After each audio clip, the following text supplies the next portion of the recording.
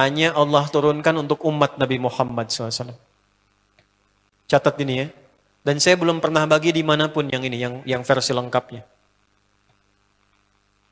Kalau bisa dilakukan, bukan hanya dosa digugurkan, tapi setiap hurufnya mempercepat terkabulnya doa kita di hadapan Allah Subhanahu wa Ta'ala.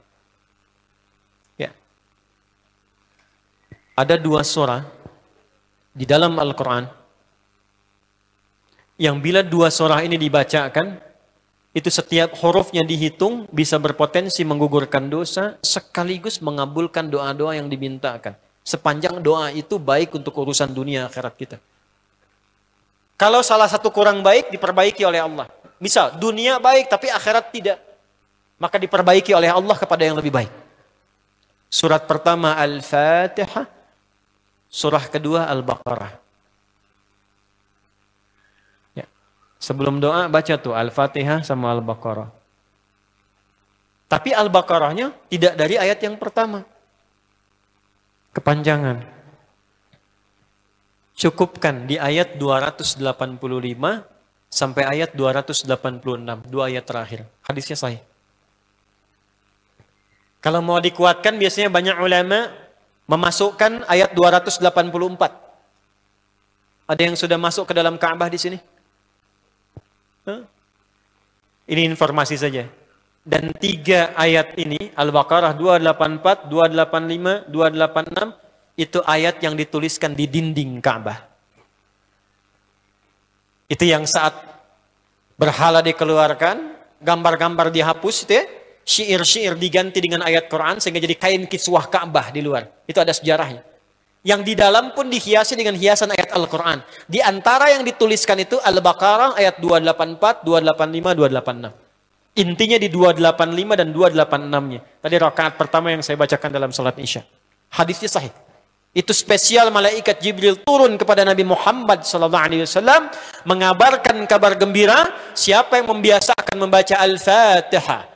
Ya, kemudian 2 ayat terakhir di Al-Baqarah dari amanar rasulu sampai fangsurna 'alal qaumil kafirin, tidaklah dia membacakan itu kecuali setiap hurufnya dijaminkan mengabulkan doa-doa yang dia mohonkan sepanjang benar doanya dan tidak diselimuti maksiat. Ini maaf ya. Ini saya minta maaf dulu nih. Kalaupun Anda benar doanya khusyuk sampai nangis, tapi ada selimut maksiat dalam permohonan doa itu pengabulannya mental lagi. Hadisnya sahih.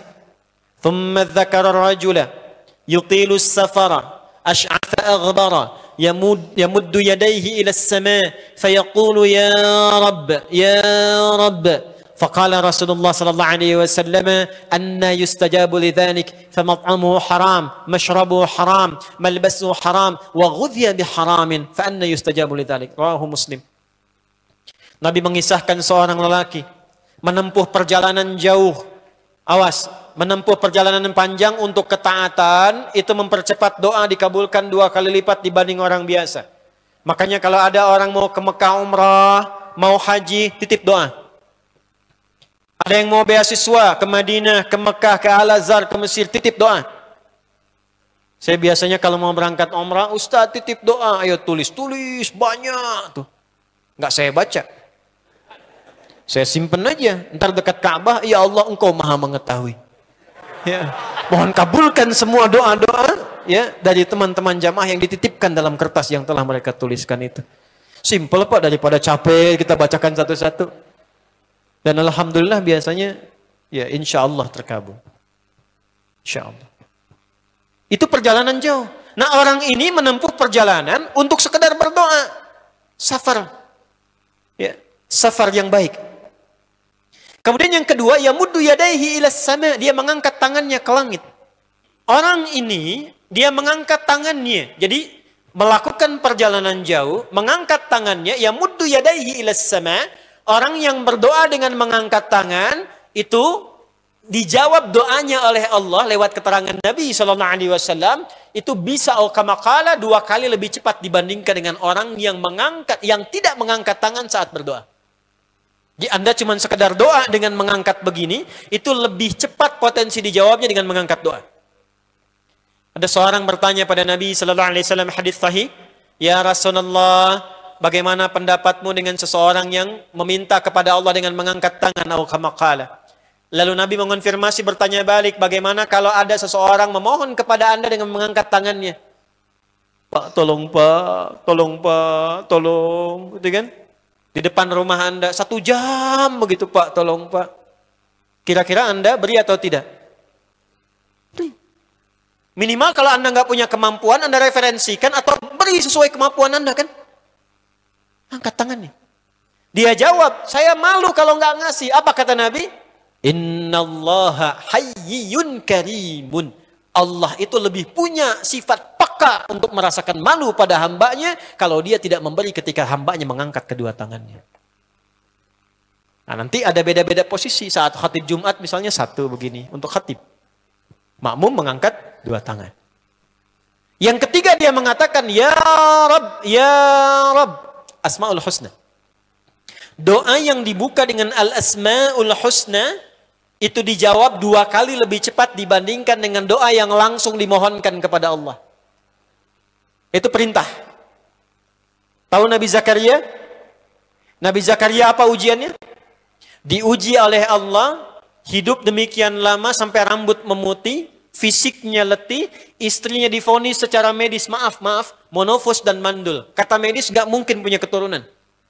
Maka beliau berdoa kepada Allah dan dalam doanya dimulai dengan Al-Asma'ul Husna. Sebelum sampai ke doa itu di Ali Imran ayat 38 sampai 39, buka dulu Quran surah 17 Al-Isra ayat 110. Ini perintah langsung dari Allah. Qulidullah awid'ur rahman ayyamma tad'u falahul asma'ul husna. Quran surah ke-7 ayat 180. Walillahil asma'ul husna fad'uhu biha. Fad'u biha.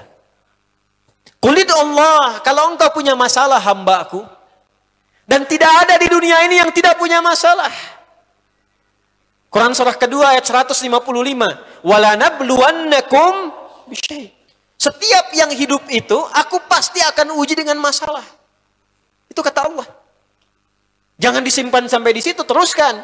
Bukan untuk membebani hambaku dengan masalah, tapi untuk menaikkan kualitas hidupnya sehingga menjadi lebih baik.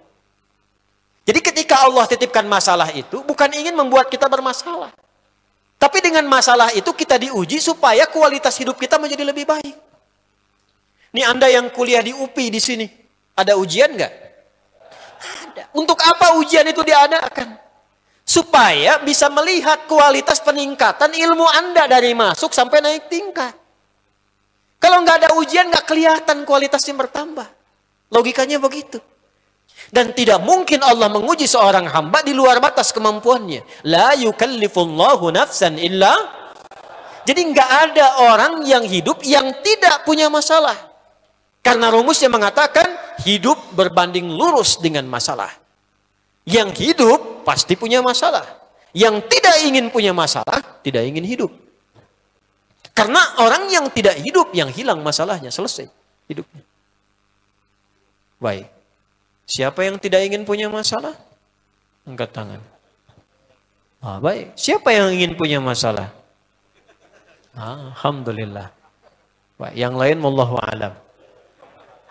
Nah, kulit Allah kalau sedang diuji masalah, kan yang ngasih siapa? Yang nitipkan siapa? Yang punya solusinya siapa? Kalau Anda tahu yang punya solusinya Allah, kenapa curhatnya bukan kepada Allah? Kan tadi dicontohkan di Quran, kalau punya masalah curhatin ke Allah. Quran surah 12 ayat 86, sejak era Nabi Yakub, masalah di rumah tangga, anak bermasalah curhatnya pada siapa? Allah. Innama ashku bathi wa huzni ilallah. Aku tuh kalau punya masalah, sesedih apapun, curhatnya Allah. Bentangkan sajadahmu, curhatkan dalam sujudmu, tingkatkan takwamu. Wa may yattaqillaha yaj'al lahu makhraja. Quran surah 65 di akhir ayat yang kedua. Bentangkan sajadahmu, curhatkan, habiskan dalam sujudmu, keluarkan tangismu. Sehingga bebannya jadi ringan. Walaupun solusi belum datang, hatinya sudah tenang. Yang diperintahkan panjangkan sajadahmu, bukan panjangkan statusmu. Kita sudah tahu ayatnya. paham ketentuannya, tapi kenapa prakteknya ditumpahkan di Instagram, di Facebook, bikin vlog di YouTube, hanya untuk curhat saja. Dan ironinya dalam hal yang demikian, tahu yang menyelesaikan Allah. Sekarang tambah bonus, aminkan ya. Yang mengaminkan doa ini mudah-mudahan dihilangkan masalahnya. Puguma mana yang ada bermasalah kayaknya di dia. Itu gimana kumaha tuh teh? Paham?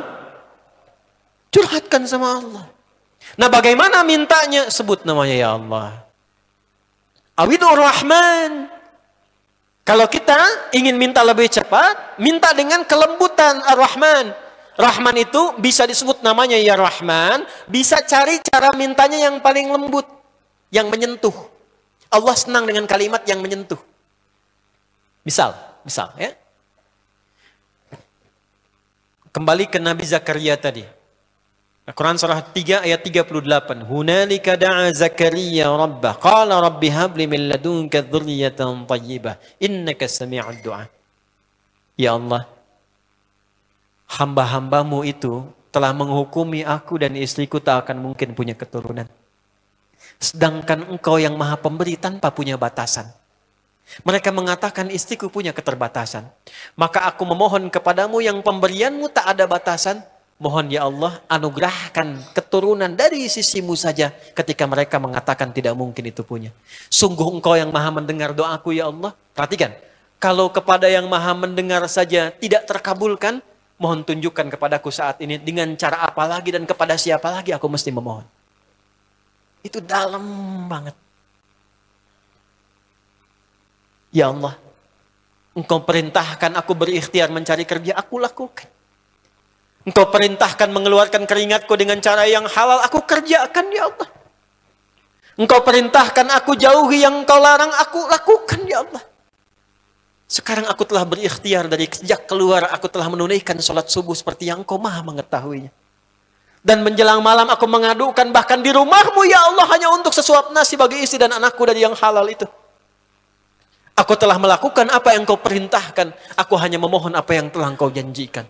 Kalau dengan semua ikhtiar yang aku kerjakan sampai detik aku bersujud di hadapanmu di rumahmu ini belum kau kabulkan, mohon tunjukkan kepada aku di malam ini ya Allah dengan cara apa lagi mesti aku memohon kepadamu. Minta. Pernah enggak begitu mintanya? Itu Rahman.